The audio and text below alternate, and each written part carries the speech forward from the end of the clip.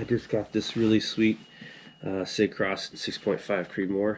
I just felt the urge to upgrade my 308 to this guy. I heard a lot of good reviews, read a lot of good things about it, so I decided to go ahead and get one. In the process of doing so, at the same place, I noticed this Chimera a 30 caliber suppressor for Silencer Co. And the guy let me put it together.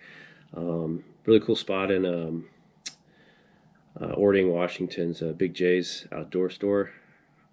They let me kind of tinker with it. They kind of let me put it together, and I was like, this is going to be a next build.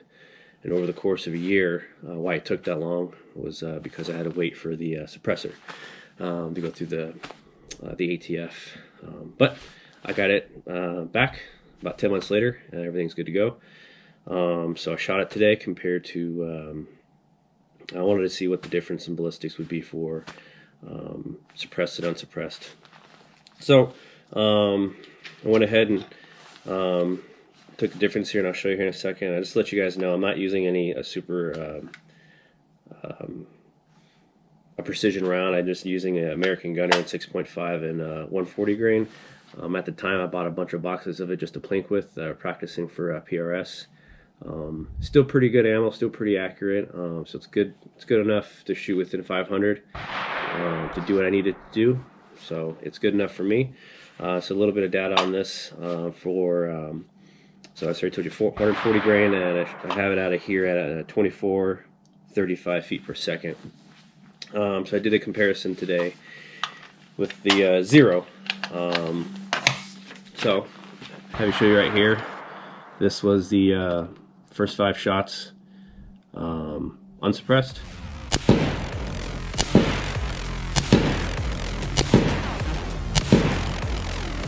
And this was the next 5 shots suppressed.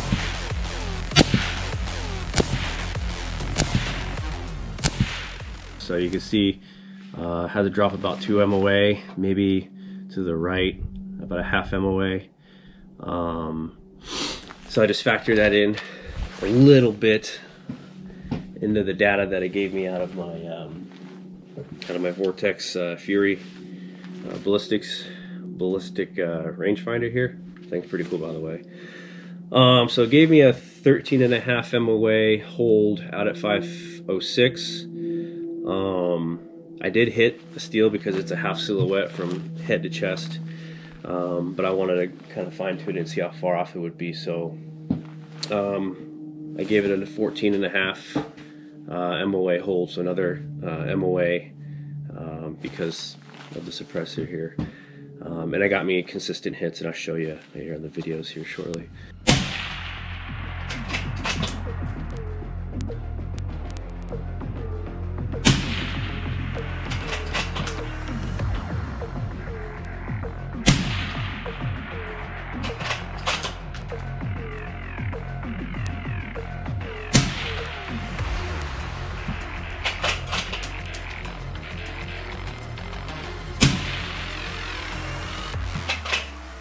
But as you know, because the why that changes is it changes the barrel harmonics, the way they kind of whips as it's firing, extra weight, extra length.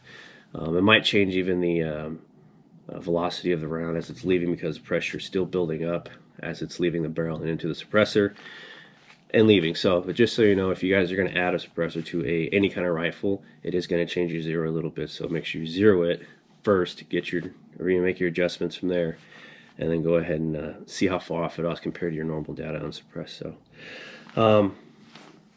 overall, I'm very happy with it. I'm glad this is my new hunting setup for 6.5.